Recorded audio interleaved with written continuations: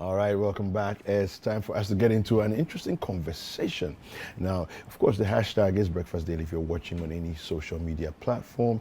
The WhatsApp line is 0550-585832. We want to hear from you and your thoughts as we have various conversations this morning.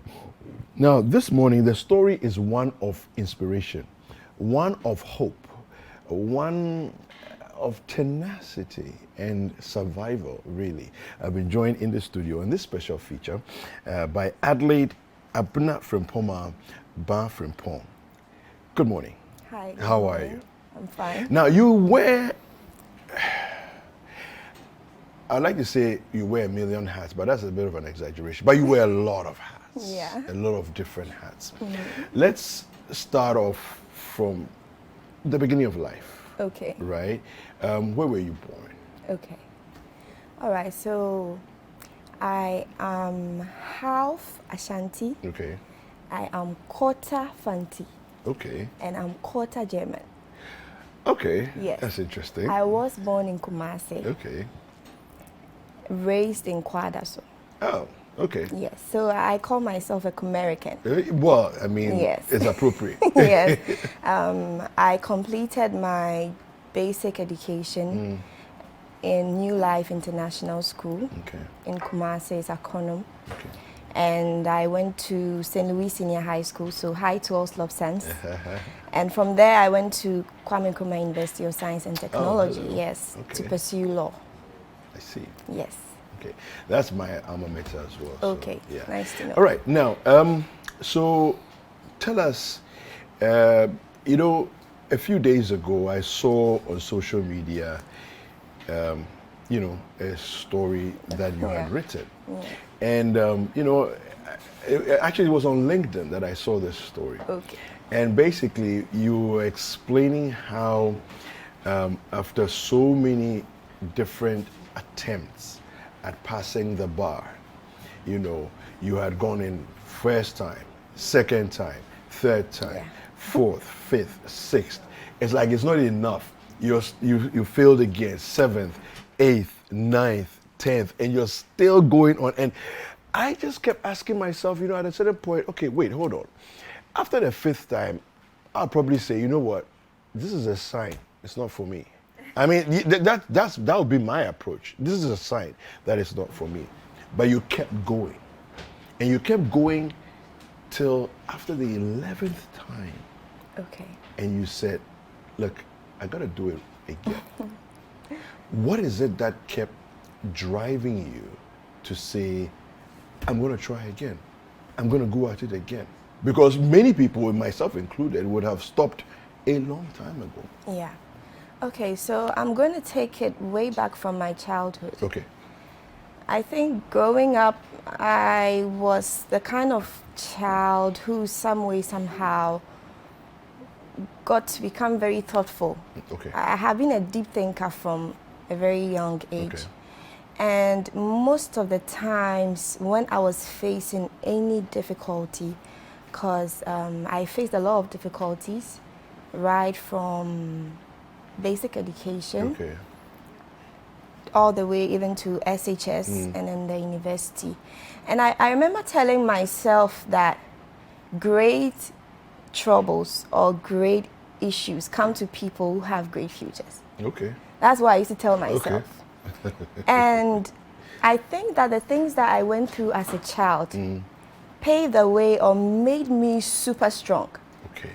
So it was more like, I mean, we have been through so much already, so what else? What are some of those things that you would say as a child shaped you and prepared you for what was about to come in the future? Okay, so normally people would see me and think, oh, she is this, she looks like this, and she looks like that. So she probably comes from a rich home and stuff like that. But I did not come from a rich home. I wasn't born with a silver spoon in my mouth. Okay. My parents were actually really struggling. I would have been a school dropout, and I would like to thank two of my teachers in JHS who actually came out and told my mom, because at a point in time, when I was in JS2, I decided to write the BEC, because I wanted to finish early, so I saved my parents the cost of paying additional fees. Oh, wow. So I went to join the school because I was a very brilliant student. I went to join the school and I topped the school. Okay. But I got a school that I didn't want, as in SHS, Yeah. that I didn't want because I really wanted to be in St. Louis. And even at the point where I had gotten the school that I didn't want, it was quite a difficult thing even to get me to go to that school I didn't want. So these two teachers came to my mom and they are like, Adelaide is a brilliant girl. We don't think she deserves to go to a school like this. We don't think she should waste her life. Because I had stayed home for 5 months. I see. Out of school. Okay. Okay. At the SHS level? At JHS2. Okay. I had left Okay. JHS2. Okay. I was supposed to be in JHS3 then, or in SHS1. Yes. But I decided there was no way forward. So these teachers came forward and decided to help. And I went back to JSS3 to rewrite the BEC, and by God's grace, I got St. Louis Senior High School. And at that point, that gesture that they offered, that's what actually made me who I am today, because I would have been a dropout from school. So these are some of the situations that I've been through, because as the kind of person I was, everybody knew Adelaide is either going to be a doctor or a lawyer. Everyone in my community knew that. But I was faced with this situation. And so these are some of the issues that I was talking about. So you got into KNUST to study law. Yeah. Then what happened? Okay, so in KNUST, I was doing my first degree, which is LLB. And in Ghana, when you finish your LLB, you need to write an entrance exam into the law school. So I mean, I did the preparation. I actually stayed out of home for 3 months. To study? I stayed in a hostel to study for 3 months to the entrance exam. And unfortunately, I did not pass. All I kept telling myself was that maybe it's not time, or maybe it's just not meant for me. You see, so that is the point where I decided I was going to go and do my master's in the US. Because, you know, when you are someone who has been hailed from your childhood, she's smart, she's brilliant, she's going to be this and she's going to be that, and you face your first failure, it can be heartbreaking, like it can ruin you if you're not careful. So I decided that I was going to pursue that. But at the same time, I also would like to talk about another side of me, which is the industrial and entrepreneurial aspect of me. Even all the way right from university, I started doing a whole lot of things. When I got to the university in second year, I decided, hey, you cannot be dependent on mom and dad alone just for what you need. What can you do to help yourself? Guess what? There's a place in Kumasi called Tafo. What's the name of it? I've forgotten. There's a shoe market. At that time, you know, high heels were now in vogue. Okay. So I went to that shoe market. They sell these second-hand clothing and shoes there. I went there with about 200 cedis. I remember that's the money my dad gave me for the month. I went there with that money, decided to go and select the nicest ones and then just take them around. And I was a law student in KNUST. Okay. And I mean, I didn't have a social life. I go to church, I go to class. And the other social life I had was selling my shoes. So I go door to door, knock, and I tell you, hey, I have these nice shoes. Okay. Are you interested? And I sell them to you. And there was one time that I knocked on this door and then it was open and I saw some of the very rude juniors I had in SHS. And when I saw them, I was like, oh my God, this is like a temptation. Like, this is a test for me. This is going to test my strength, how I'm going to react to these people. So I go inside. They are 4 and they are sitting down and then they just look at me unconcerned. I was like, oh, hi ladies, how are you? I brought these shoes. I think you should check them. You like them. And they are looking at me. Just took the shoes. We're not interested. I was like, oh God. I mean, at that point, what did you want to do? I was like, I just told myself, I mean, how on earth will someone like me be selling shoes door to door? I was like, it's all good. This is all making me, it's just making me stronger. You see? From there, I mean, I have tried so many other things. They have built me. And at every point in time, I keep on telling myself, you were able to overcome the previous one.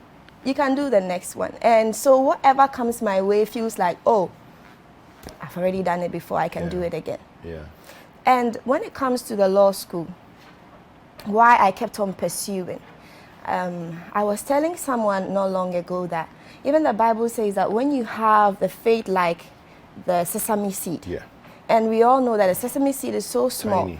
And I was asking myself, if the sesame seed is so small, why can't our faith be like the sesame seed?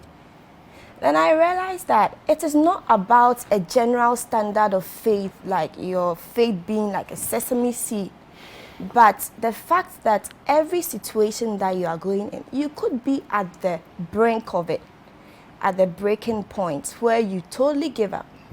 But there is this still very small sound or voice in you that still tells you God is still God. Yeah. You can do it. Keep going. Keep going. Or maybe some way, somehow, I'm going to make it through. Let me just go ahead. Though you know that, oh, I'm done, but you still want to try it. That's the sesame seed. And that's the little faith that sometimes God just needs you to hold on to, because that's what's going to put our passion. I always say, if you do something you don't love, it is work. When I was in SHS, I love art, and I was doing general arts. I was doing electives. I did elective maths, I did economics, I did geography, and I did general knowledge in arts. And when it comes to GKA, anytime, I mean, my colleagues could testify to that. Shout out to all AM class colleagues that I had. They could testify to that. I was the best GKA student in my class. Okay. And anytime we are given an assignment, okay, I could spend hours, like right after the assignment is given, I sit by it, spend hours to get the best that I can get. And the moment I finish and I look at it like this, and I see, nah, it's still not like it. I'll just trash everything and start over again. They're like, Adelaide, I wish this was mine. And I'll just take it. But I'm like, no, it's not what I want. And so when you are doing something you love, you don't mind the number of years, the number of hours or time you will spend trying to achieve what you're actually looking for. But if it's something you don't like, then it becomes work. Yeah. It's a survival thing. The transition from, so after your first failure, what did you do? After my first failure at the law school or at the entrance level? At the entrance level. So after the entrance level failure, that actually birthed my personal business that I'm doing now, which is called Piace Volley Bridals. So actually after university, I decided I'm going to start something on my own. I started doing this beading thing, because that time beading was all over the place. No one taught me beading. I never went for any class. I just went on YouTube. I started looking at videos, went to the market, bought stuff that I needed. I told them, I want to do beading, but I don't know what to do. So show me what I need. They showed me the things that I needed. I did my trials and errors, and I got it. So I started doing the beading. I did beaded slippers and stuff like that. I was posting them online, and I was getting a lot of people from the diaspora ordering. So that was what I was doing. And when it was time for the exam, like I said in my post, I actually was planning on going to do my master's in the US. I had applied to the university, I had gained admission, I had received all the documents I needed. I had actually paid for my hostel.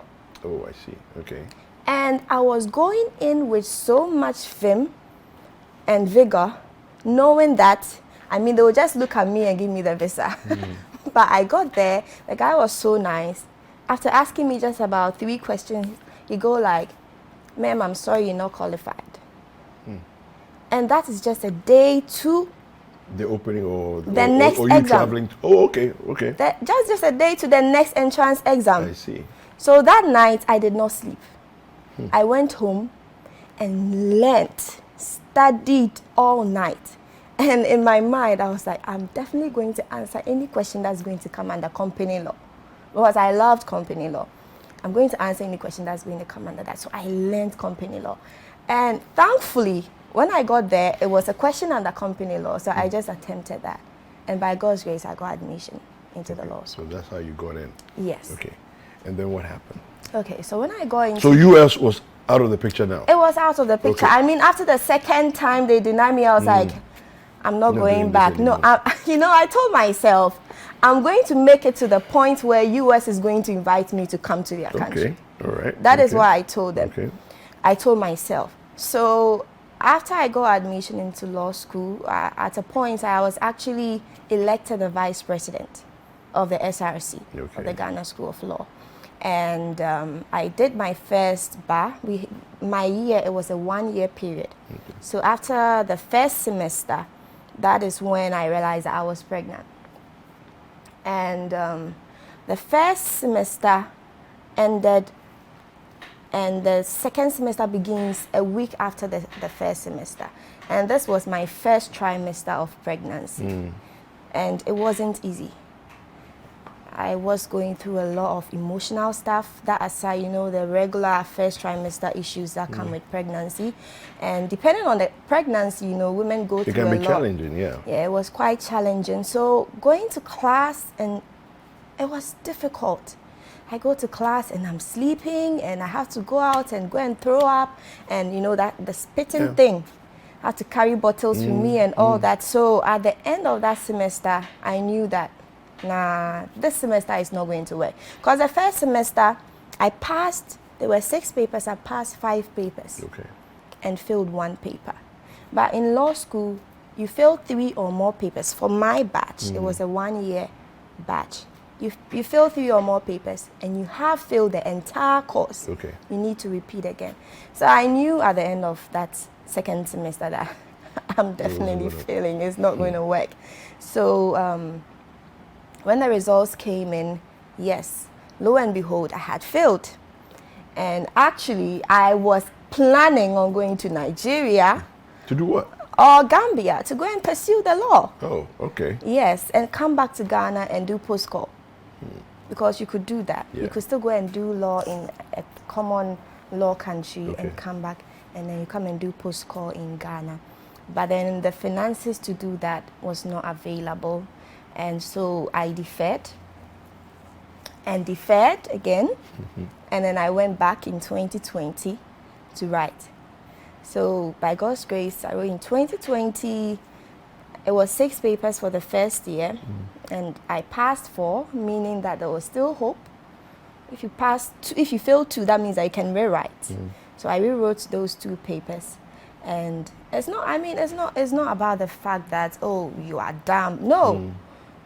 The years I spent pursuing this law thing, if I had spent same years in medicine or architecture, I would have been a star by now in that field. Yeah.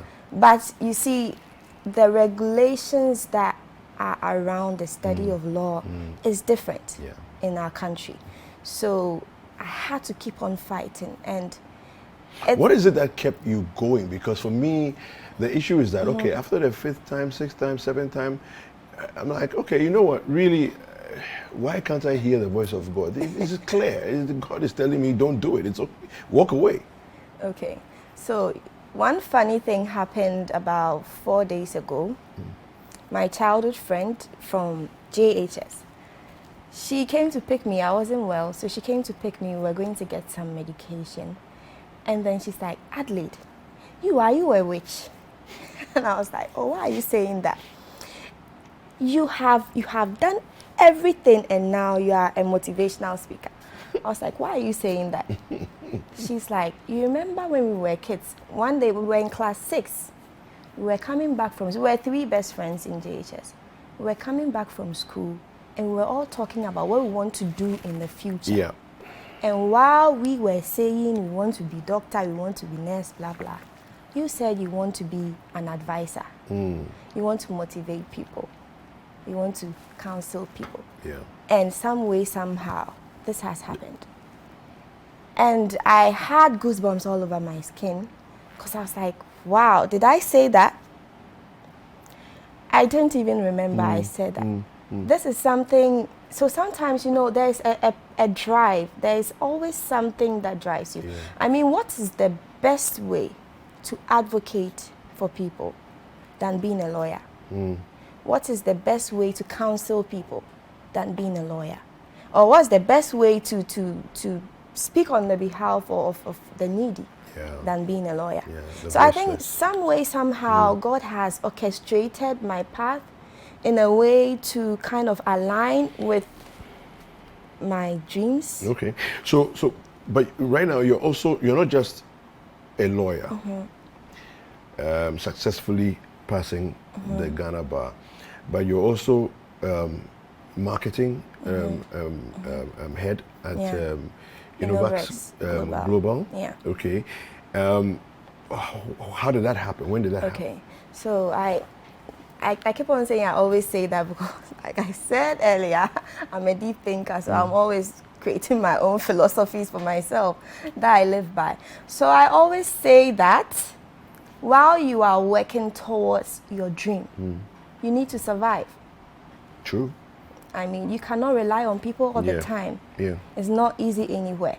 So while you are working towards your dream, you need to survive. Now, what are the survival tactics that you're going to put in place?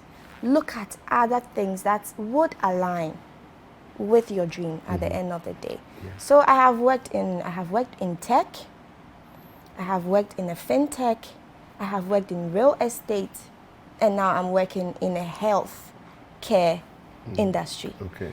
And it's always about the passion. Before I moved to this company, I was working in real estate. And when this company approached me, I was like, health? Yes, I'm going, because at the end of the day, it's not just about the money I'm getting, but it's about the impact I'm making in the lives of people. Okay. And what this company does is more of a social project.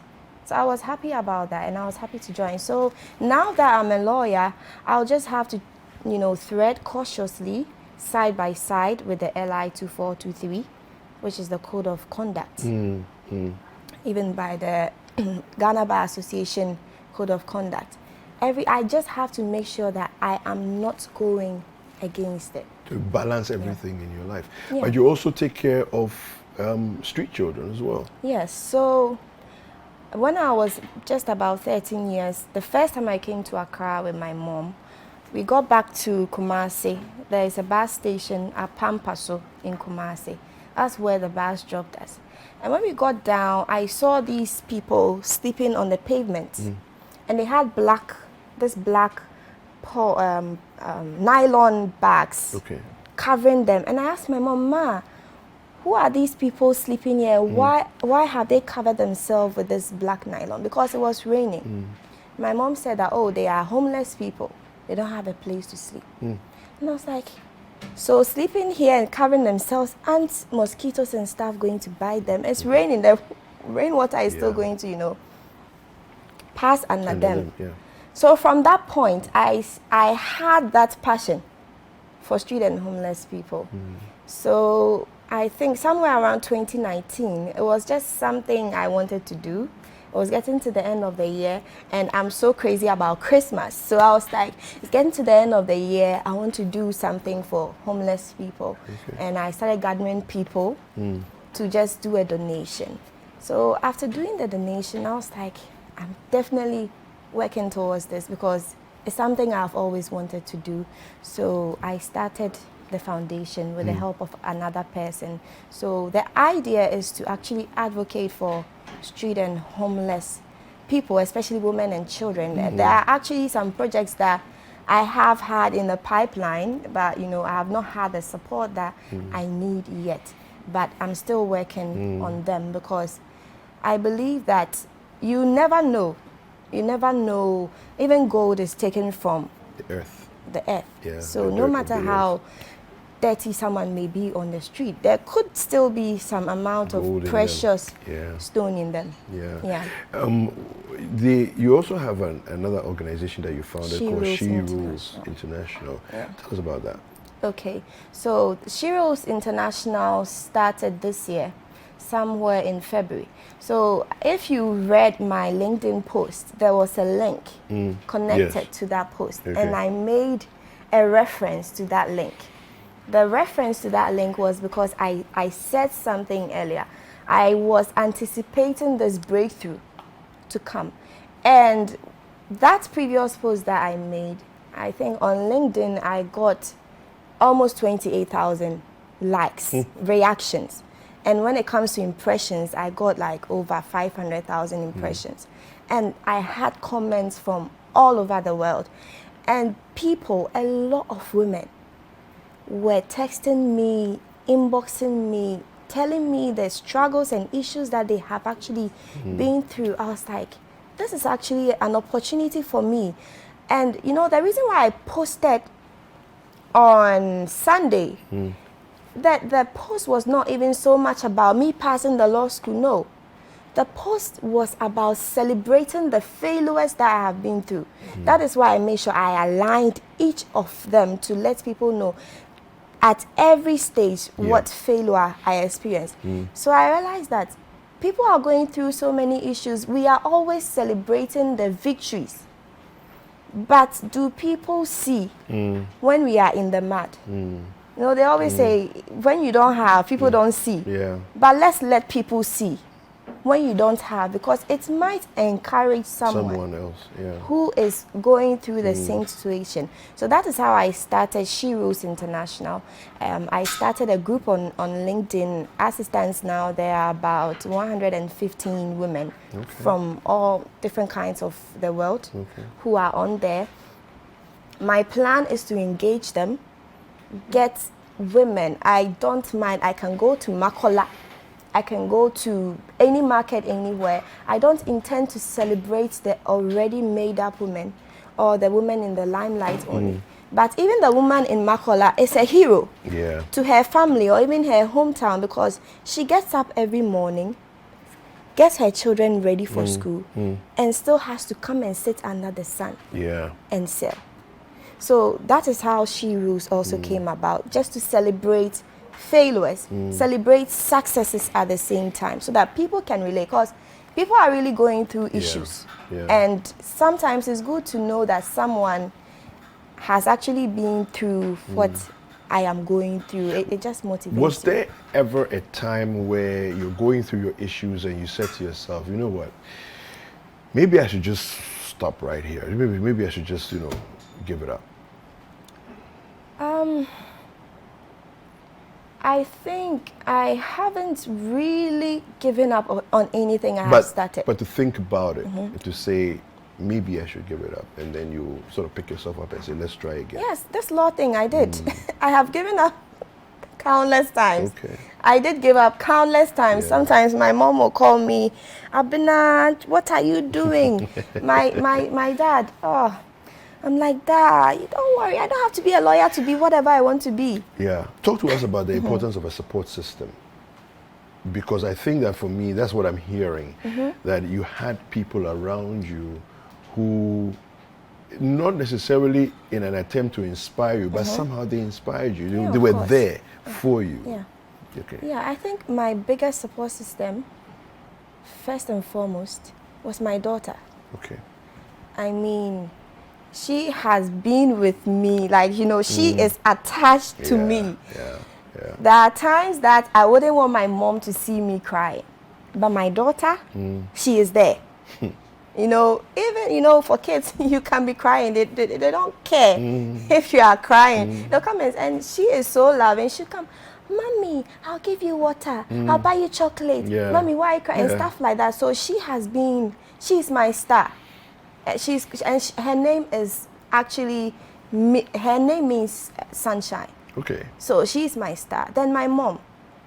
My mom is just an amazing woman.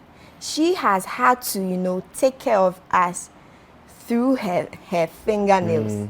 She has done. How many siblings do you have? We are 5 girls. We are 5 girls. And where's everybody?